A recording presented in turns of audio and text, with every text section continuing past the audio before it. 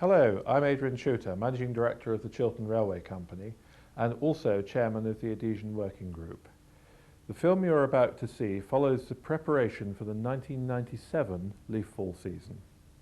You'll see and hear people from all parts of our industry as they cope with the low adhesion problems, and we'll see how well or how badly they did. The programme which follows is designed to show how we can all work together to minimise this annual problem. So whatever your job is within the rail industry, there should be something here for you.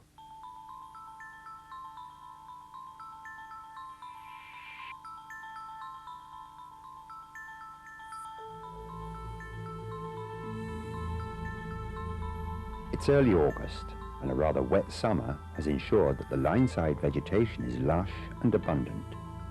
This could spell trouble ahead, and Railtrack is already turning its attention to the autumn leaf fall season. Ainsford in Kent is a classic example of a high-risk, low-adhesion location. The first stage of the annual battle against autumn low rail adhesion is vegetation control. Mickey Greenfield and his gang are out on the Brighton line, cutting back thick undergrowth as well as overhanging trees. It's a daunting task for a small gang of men. The sheer scale of the job is almost overwhelming. They use only hand tools rather than the mechanised flails that have caused such controversy in the past. Most drivers will tell you that if all the vegetation was thoroughly cut back, a large part of the low rail adhesion problem would simply go away. This is largely true, but it fails to take into consideration a number of crucial factors. The railway banks in themselves are valuable nature reserves, and as such, are fiercely protected by the environmental lobby.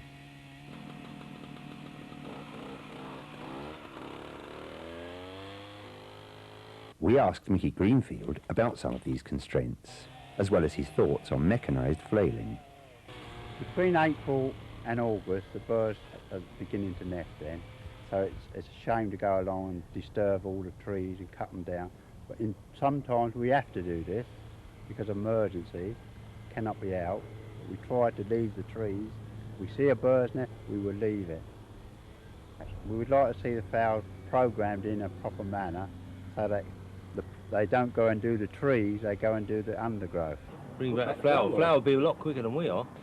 They're wasting money. They're putting blokes in like us, and we could take weeks to do what a flower does in a night. The second stage of the campaign is already underway at Adtran's Chartleacombe Maintenance Depot in Kent. Here, in this large modern facility, the Railtrack Sandite units of the southern zone are being prepared for service this autumn. Every one of these units has been converted from an elderly passenger EMU, so there's plenty of work just keeping them fit for the road. One of the problems we get with the Sandite units, using Sandite, tears the wheels out very quickly, so we have to put new wheels on them quite frequently. This bogey's just had new wheels fitted, the bogey's been overhauled, and Phil and his men are going to put it under the tray.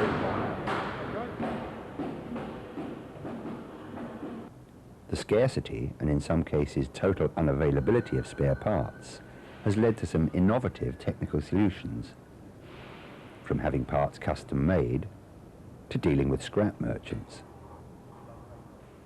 Apart from the difficulties of maintaining these units, a great deal of work has also gone into developing and upgrading the onboard technology, the actual Sandite laying equipment. We asked Gareth Walker of Railtrack to explain. Most Sandite trains were originally fitted with two hoppers. Under the hoppers there were two peristaltic pumps that would suck the Sandite down to a T-junction, and the Sandite would then split and go down to a wheel on each side. We found this was not a very efficient way of laying Sandite. We didn't get an even flow on the rail. So it was decided to fit the units with 4 hoppers. Now, having 4 hoppers fitted means that you're going to have a pump to each hopper. That means you pump down an even amount of Sandite to each rail. One pump works down to one wheel only. This gives us a flow of 500 millilitres of Sandite per 11 seconds. It's better for traction, it's better for the signalling equipment. We get a better layer of Sandite on the rail, causing less effect to track circuits. So Gareth, we've seen a considerable number of Sandite units in the facility here at Chartleacon undergoing maintenance and modification of the onboard technology, but all the units are fairly old. What are your plans for the future? They are old units, and Rail Track is investing in a completely new fleet of multi-purpose vehicles for sanditing and other duties. We hope to have these units here within the next 3 or 4 years, and these units are going to soldier on until then. They will, they're good units. Okay, Gareth, we can see that Rail Track has a long-term commitment to addressing the adhesion problem associated with the leaf fall. What about other technologies? We're looking at many other technologies at the moment. The one we're most interested in is the geese mast system, which is a high water pressure system. We've been trialling it now for 2 years and it seems very successful. Also looking at a low water pressure system, also good. We've trialled that for a number of years, and we think this is part of the answer to addressing the leaf fall season. But we're still looking. We've got to find an answer somewhere to try and ease the problem for leaves on the line. The development and manufacture of the actual traction gels, which we all know as Sandite, is undertaken by Lawrence Industries. Managing Director John Morris already has preparations for the 1997 season well in hand. We started to develop traction gel approximately 10 years ago. Initially it was just a stable gel to which the depots would add sand. 4 years ago we developed a new product, Traction Gel Plus, where we stabilised the gel and added sand at the factory site. This is now the product that's widely used throughout the railway system. Here at Lawrence Industries, in our laboratories presently, we're developing some traction gel products which people can use to test their pump work, test their new equipment. This is always the first stage in any new season of manufacturing traction gel. Production will move down to Rye soon, where we've got the plant, and we'd expect that to start up in the first week of September, and then by the second week of September we would be in full production down at Rye. This would continue on right through until the end of the season, which is typically around about December time. For example, we would normally make about 5 batches a day, and each batch is some several thousand litres. So production runs at somewhere around 40,000 litres a day at the peak of the season. By late August, the final production model of a new portable Sandite dispenser is ready for demonstration at Chipman Rail in When you Horsham. operate it, you'll be under a T2X possession, so you'll be protected from movements. Okay? Yeah. Drop the machine onto the rail. The wheels front and back, the flanges either side, so it'll sit comfortably on the rail head, shouldn't fall off. Now to operate the machine, to lay this fluid, once the machine's on the rail, just squeeze this trigger here, and that will allow the fluid to run onto the rail once you roll the machine. This is an entirely new concept in the battle against low rail adhesion, allowing field managers to implement emergency Sandite laying following reports of exceptional low adhesion. By the end of August, the weather has turned hot and dry. The foliage around Ainsford is now at its most abundant, and it's not difficult to see where the problems will occur later in the year.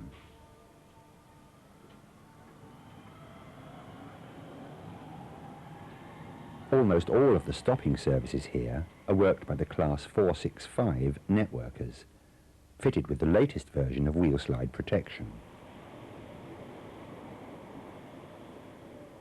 A few days later, the autumn reps from each of the rail track zones are meeting in York to plan this year's strategy. I'll give you the good news first and some of the delays and problems. We've got the database up and running as we did last year for the results of the production inspectors' inspections and also the reports from drivers. And this encompasses a mechanism whereby, unlike the AWG forms, the drivers can give us reports if there's not an overrun or a SPAD, and that's been really useful, particularly regarding disputes regarding various contractual issues. So that's up and running. We've identified the sites for specific vegetation control this year, and I'll come on to that because there's a little bit of a difficulty regarding the arrangements there. We've reviewed the list of high-risk sites for non-activation of track circuits and also for adhesion in liaison, obviously, with the train operators, ScotRail. Progress to date is that alongside diesel mechanical units, the modification programme with Virgin Trains has been relatively successful. I think we've got three of the 6 units are actually up and running now. The remaining 3 are only delayed by material shortfalls, but the actual technical nature of the mods won't stop the units operating. The two mod and dispensing programs can happily work in together. Lawrence Industries have now started full production of this year's traction gel at their facility in Rye. Because of problems in the past, they're introducing a new labelling system to ensure that gel doesn't become contaminated in the depots. Here's John Morris again. Last year we had a problem with traction gel material spoiling. This was quite a surprise to us because we spend a considerable amount of effort during the spring and summer on cleaning out bins. You'll see behind me here a stack of clean bins ready for use this year.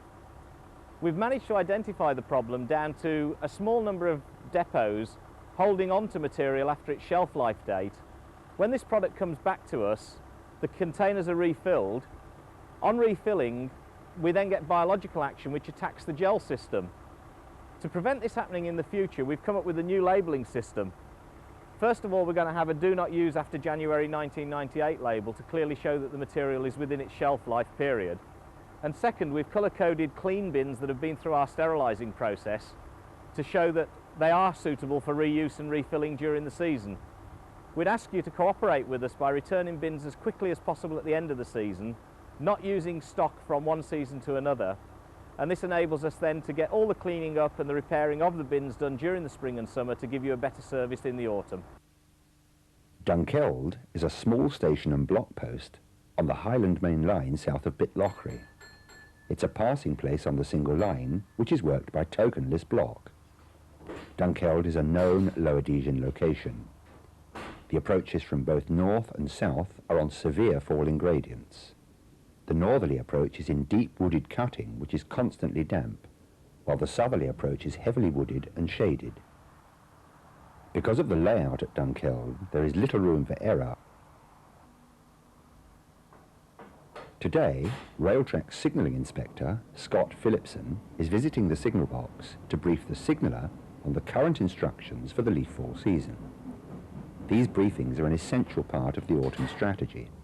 Well, Drew, it's September again, so we're coming into the season of exceptional railhead conditions. I'd just like to run through the instructions that we have for these conditions. The signalman must advise operations control who must arrange for the rails concerned to be visually inspected. That means is they'll send for me, I'll come out and have a look and decide what action we'll take. Then, where conditions apply on the approach to a stop signal, for instance your number 2 up home signal, you'll have to arrange for the driver of each approaching train to be advised of the circumstances unless the signal is displaying a proceed aspect. So does that include the HST as well? Well, the HST, he'll have clear signals anyway, so you won't caution for the HST because he's not stopping. And where the conditions apply on the approach to a platform, you should arrange for the driver of each train booked to call to be advised of the circumstances. Railtrack's Stephen Pollock has come up from Glasgow to demonstrate swab testing for rail contamination. And this is an important part. Obviously, if you were to rub that against the non-running part of the rail, the sample would be a little distorted, or largely distorted. Yes. As you can see, there's rust, etc. on the rail here. So it's important that all samples are taken from the contact area of the rail. Contact area of the rail, yeah. Yes. So if you just give that a good wipe along the rail. This is an important new development in the battle against the dangers of low rail adhesion. Yeah, I think that would suffice. Let's see. Again, this appeared to be clear. This appeared to be a clean rail, but as the sample shows, there's contaminants on it. So we'll record that in the bag. We'll put that in the bag as sample number 1. While you're doing that, I'll lift This the cap. demonstration has been important because Scott will have to take swab samples whenever an adhesion-related incident occurs on his territory. Stephen, we've been looking at actually the ins and outs of doing the swab testing on the rail, and we've got the swab sample taken here at Dunkeld. What happens next? Well, each zone in Railtrack has established procedures that when the samples are taken, they're sent to an independent, competent agency for analysis, and that agency will then forward a report to the Railtrack zone, who will then circulate that to the various agencies who may have an interest in the particular incident which prompted the samples to be collected. 2 days later, and an adhesion-related incident has occurred at an occupation crossing near Merthley, just south of Dunkeld. While travelling to Perth, we were able to ask ScotRail driver standards manager Graham Cunningham exactly what happened. Okay, the information as I have it, and I haven't spoken to the Perth guy to confirm it yet, is that the driver on the 8:15 from Perth this morning came across an accommodation crossing where the gate had blown open. He applied the brake, was unable to stop the rail conditions and struck the gate a glancing blow. He examined the set, there was no damage. He then carried on to Dunkeld where he reported the incident. The following train was in the opposite direction, the down direction. The Inverness driver on that was cautioned at Dunkeld signal box for the gate being open. So the driver was proceeding at caution, was aware there was a problem, spotted the gate had opened, made a brake application, got the train speed down to 3 or 4 miles an hour, but was unable to stop, and again struck the gate a glancing blow. Again, no damage to the unit. But Graham, this is not in an area that, I mean, obviously there was a low adhesion problem there this morning, but it's not in an area where drivers would normally be expecting to apply the brake. No, it's not an area that's known to be poor. The rails were bad this morning with the weather conditions, but it's not a known poor area. And again, as you say, it's not a place the driver would expect to be applying the brake. Later that day, we went out to take a look at the damaged crossing and were surprised to find the location well clear of overhanging trees. The driver involved, Bob Duncan of Inverness, explained. Bob, can you tell us a bit about what happened there? You were cautioned, I understand, by the signalman at Dunkeld. That's right, I was cautioned. And when I proceeded coming near the crossing, there's a whistle board there, and I was down to drop my speed to 10 mile an hour in the event of the gate being open, but the gate was lying to the side when I was approaching it, and there was a heavy gust of wind which was quite strong, and the gate blew out in front of me, and upon the brake the WSP started working, so she was sliding, so I hit the gate about 4 miles an hour. And incidentally, from yesterday, we're all aware, we discussed the problems that Willie Gilmore and Bob Duncan had, and that's not an area I would have even thought of. I don't know, I mean, the clout of the gates at Conclaven yesterday, basically the wind blew the gates open, and Willie couldn't stop going up. Bob Duncan was cautioned about it coming down on 1B12, and he was down to 10 mile an hour and still couldn't stop. So there we are, there's a new area. I would have never thought that. I mean, you're going up a hill for heaven's sake. Yeah. It'd be better pin it over the NRN or something. Well, warning drivers, but that's something that I picked up out of the video. The worst places is ridiculous. That's something that I picked out in the video. I have never heard that being done in any lines that I've worked over. You know, poor rail conditions at sort of Dunkeld, we'll just use that as an example. Why don't you see that over the NRN? I'll take that back as well.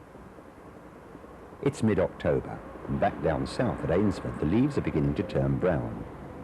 However, a warm, dry spell of weather is working to our advantage, delaying the inevitable leaf fall.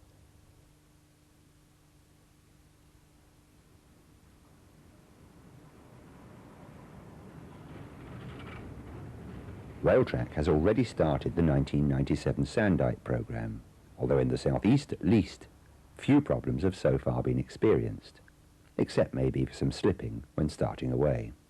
Later that day we joined Connex driver instructor Mike Macmillan with his trainee in the cab of a 400 class EMU. If we suddenly get cautionary aspects between station stops, you know, we're out in the countryside, is to remember there might not be any Sandite treatment, so if you see any yellows, instantly a light brake application. You know, don't wait, go straight for braking, because we may, that's right, we may get in trouble there with it being in a wooded area, which is not normally a stopping area, you know, so that's one to keep up your sleeve. If we suddenly hit some poor adhesion, Chris, that is in an area where we don't expect it, and it's not one that's normal, don't forget then that would be a requirement to tell the signalman that we're experiencing problems, you know, in a location that is not normal. Likewise, if we get exceptional conditions in an area that is known, that's Sandite tree hidden, but we still get then exceptional conditions, that also requires reporting to the signalman, so he can then warn following trains, you know, that it's got very, very bad.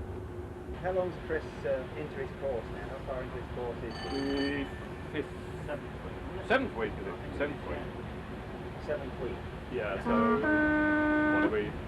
You've already encountered some sort of poor adhesion conditions then? Which we had on the Blackfriars between Sevenoaks and Swanley. That's where we lost 3 minutes, which I thought I would be quite pleased to have only lost 3 minutes. And we got back to Tunbridge and it was queried why. We merely told them, you know, time of year, conditions, the reason for losing 3 minutes.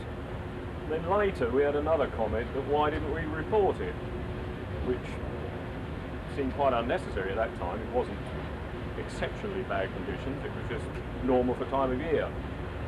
So when we're instructed to drive defensively in those, when we encounter those conditions, it seemed quite contrary to what we've been instructed to do, so we were less than happy about that. It's the end of October, and southern England is experiencing something of an Indian summer. Although there's no sign of trouble yet, a few Sandite trains are operating, like this one, laying traction gel at St Mary Cray, a well-known low adhesion location for Connex South Eastern.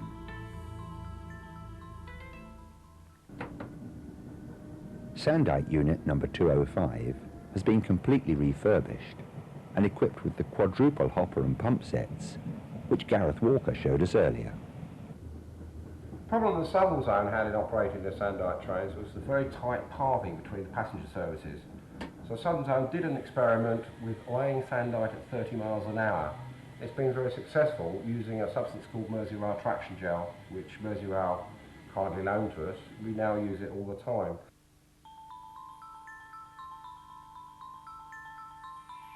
Railtrack have been awaiting delivery of a new concept, high-pressure water cannon, manufactured by Geismar. Today, at the Loughborough headquarters of the Great Central Railway Company, the Geismar unit is being prepared for an inspection by the Health and Safety Executive. The engineers and representatives of the manufacturer are naturally anxious that the unit meets the inspector's requirements, and there's an atmosphere of some tension. Strong road bus, we're not going to get bent in the back of there. We went out to there to just halve that height, right? So the people in a hurry don't slip on this if it's icy and bark their shins on there. And if you want the edge turned over. Oh, if it could be rounded, I might check a plate round it a little bit if you could. Like that, you know, I'll leave it to you. Now it's time to take the Geismar out for a road trial. We leave Loughborough Central Station and head south.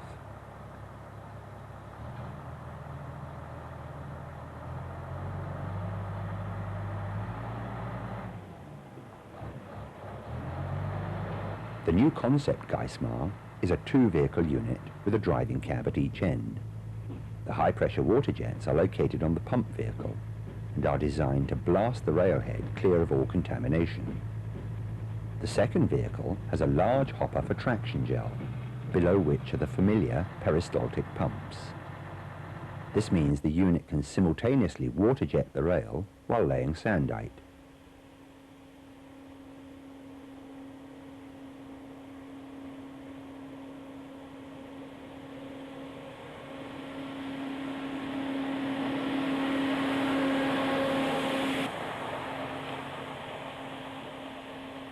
The modular construction allows the removal of water tanks and Sandite hopper so that in the summer months the vehicle can be used for other purposes. Here we are. It's just after dawn 2 days later, and the Indian summer is over. And yet, if you look at the rail closely, and I'm a great believer in reading the rail, it's probably a slogan that could well be very useful in driver training, is to read the rail. The shinier it is, obviously the better the rail condition. If it's patchy, dark, then the chances are our old-fashioned Sandite's been laying Sandite at 20 miles an hour with a pump. Alternatively, if it's blacker, as it gets blacker, then you will probably be looking for a severe frost and then into leaves being crushed on the railhead. producing that mould, which we all know full well is the most difficult of all rail conditions. Now, obviously, the best thing to do is, of course, is never to have to actuate the WSP rack, because that is good. Another term I like to use is defensive driving. If you can prevent the WSP rack activating, then obviously you're not in a slipping or a skidding situation, and that is good driving. Now, okay, there may be a bit of luck attached to that as well, but if you can have that defensive approach in your mind in all your driving, from the time you come to work, book on, talk about it in the mess room or signing on lobby, go outside actually looking for trouble, if that's not the right way of putting it, and it probably isn't the right way of putting it, but if you go out looking for trouble, then it really means that you're prepared for whatever the weather can throw at you. Later that day, systems engineer Frank Palmer explained the new low adhesion warning system. This is Plus 166 number 201, and this is fitted with a BR Research Demon monitoring system, which has been adapted for the use in LAWS, the low adhesion warning system. This system monitors wheel slip and wheel slide activity being experienced by this vehicle. These signals are derived from the WSP rack. There are also signals required to determine the vehicle speed, the brake controller position, and whether the vehicle is taking power, and also for direction. This information is all fed to the Demon box mounted at one end of the centre car of this train. This information is then transmitted online via a Vodafone telephone link to the Thames Trains control room at Venture House, Reading. At the control room, there is a monitor where there is a map of the routes operated by Thames Trains.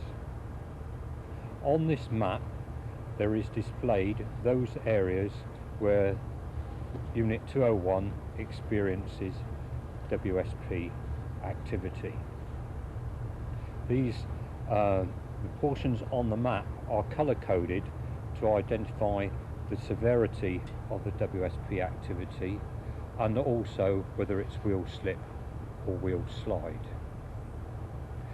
Important information to back this up is also a display of the brake controller position and the speed at the time of the wheel slide occurred.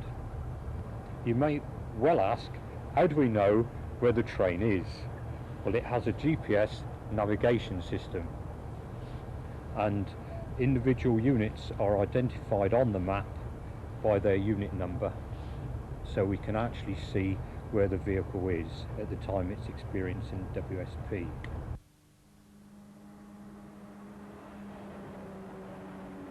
Tuesday the 18th of November turned out to be the worst day of the year in the southeast.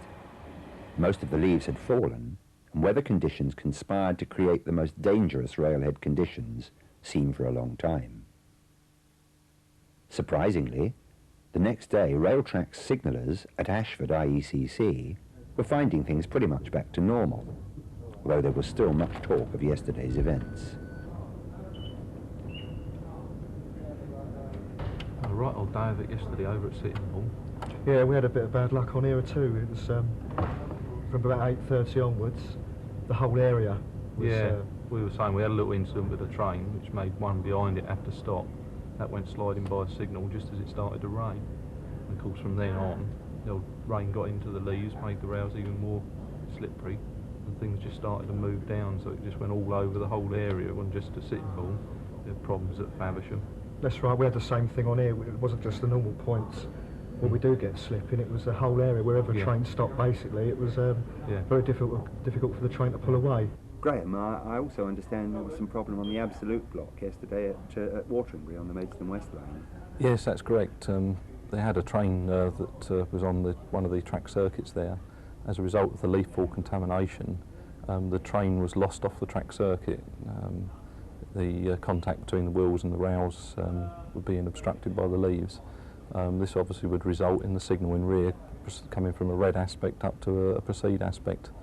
The signalman, when he noticed this, replaced the signal to protect the train that had been lost. The subsequent train that then approached that signal was unable to stop and slid past. It's quite a dangerous situation. Yeah, I mean, both situations are very dangerous. Obviously, the loss of a train could allow a signal to show an incorrect aspect, with the possibility of another train entering the section and a collision. And again, a train not being able to stop at a red light would also has the potential of causing a collision. A week later, we went to Wateringbury to meet Tunbridge driver Ian Scott and DSM Jeff Bridges. At the time of the incident, Ian was driving a DC EMU with tread brakes. Well, Ian, we're here at Wateringbury about a week after your incident round at Teeston, and the signal's showing yellow as it was to you then. I understand when you worked up from Maidstone that morning, from Strood in fact, wasn't it? That's right. That the signalman at Wateringbury did advise you that you'd be stopping on a red light when you went back down. So can you just describe to me the events that happened from when you left Wateringbury to as you approached Teeston? As I left here on the one yellow, to give power to the train to move away, and we started slipping. I tried to adjust that. Yes. And we just slid on a little bit, not slide, but slipped. I think you told me you couldn't get more than series. That's right, yeah. So we're creeping up there at 20, 25 mile an hour. Right. Now we're not going to stop on a red light.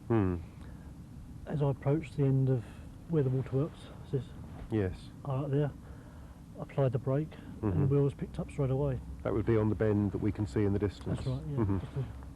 Yeah. Well, the down distance. Yes. And I released the brake, then reapplied, the wheels picked up again straight away. By this time, I'm obviously getting quite close to the red light. Right. So I then applied the brake again, Yes. wheels picked up straight away, and you've got the feeling that whole train was sliding. Yes. At that time, there was no time to release the brake and reapply, so we left the brake on. At this time, it was right by the red light, skidded past the red light. Because it's right around a bend, isn't it, as you approach the crossing? So. And my thought then was not to panic, knowing there's level crossing around the corner, hoping I was going to stop before the level crossing. Yeah, I can imagine. I did try to release the brake again for the try and come to a stand by the level crossing, but we carried on skidding. Then sounded the horn so as we could warn any traffic if the barriers weren't down, but luckily the barriers were down. That must have been quite a concern to you. Very big concern. Yeah. Because I needed one lorry there and it would have been mincemeat. Yes. We just skidded over the crossing and we come to a stop. It must have been about 6-7 coach lengths over the crossing. I think the distance they estimate was about 350 yards. As far as that, yeah. So with the skid beforehand, it's about a quarter of a mile. It's a long way, isn't it? At a relatively low speed, really, as well. No time was it over 20s. No. I know when I rode back with you from Maidstone that day that the rails were completely covered with contamination. Yeah. Probably never seen them as bad as that, actually. No, it's where there's no Sandite. No, that is an issue, isn't it? There's no Sandite programme round here. So it's not a signal we'd normally stop at, which made it even worse. And given that you were aware the red light was there and you were taking care, it's a problem. Yes. On that day, Connex South Eastern experienced 4 signals passed at danger, 10 station overruns, 49 train cancellations, and service delays totalling over 1,500 minutes. There was also 1 recorded wrong side track circuit failure at Wateringbury. We went back to Venture House in Reading to meet Ewan McIntyre of Thames Trains. Ewan, can you tell us something? We're just coming to the end of the leaf fall season now. I know your Sandite program's just finishing. Can you tell us something about how it's gone this year on Thames Trains? Yeah, this year we haven't had too bad a time during the leaf fall season. From a safety point of view, it's been pretty good with only 1 minor incident. From the performance point of view, it's still been quite difficult because not only do the trains slip under braking, they slip under power as well. So we've had quite a bit of delay caused by that, particularly on the North Downs route, where there is a very hilly section round about Dorking, and trains do tend to lose time there. But from a safety point of view, it's very satisfying to see that we have got an awful lot better from where we were a few years ago, and the programme for vegetation clearance, the Sandite laying, driver training, and of course the fitment of the sanders to the units have all paid dividends. And as I say, we only had one minor incident this year. How did you get on the infamous Tuesday, the 18th of November? Well, that was the day that we had one of our incidents, our only incident, and it was a minor incident in comparison. There was a lot of late running that day, but again, that's an area that is secondary to the safety side, and it's one that we're starting to look at by developing the sanders to work under traction as well as under braking, and that should help give the trains the traction that they need to pull away from stations. But as I say, it's a secondary issue to the safety one. So the automatic sanding equipment coupled with the latest WSP software is definitely cutting the difference on Thames trains, you'd say? Oh yes, it's definitely making a difference, but it's just one of the control measures that we put in place. We've got to tackle all the issues around leaf fall, and they've all got to be done before we'll see any improvement. You can't just do one on its own.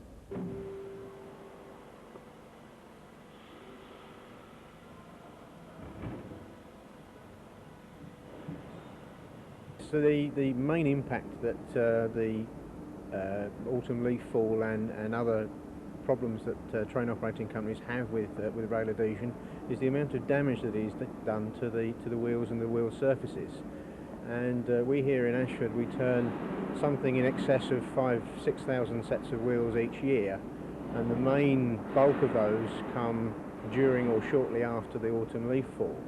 And the problem really with that is that the damage that's caused by leaves and skidding and cracking to the wheel surfaces, we actually have to remove an awful lot of metal to make these wheels good and safe to run. The impact of that, of course, is that the amount of metal that's turned, it shortens the life of the wheel, and they then have to be replaced, and they cost several £1,000s each, which is quite an impact on the business, which is passed on throughout the railway industry.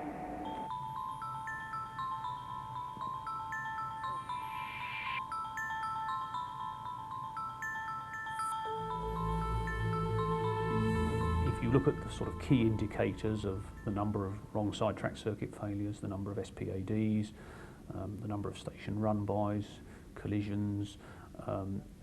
Most of the figures were actually very encouraging. For example, the number of SPADs was down from 34 last year to 32.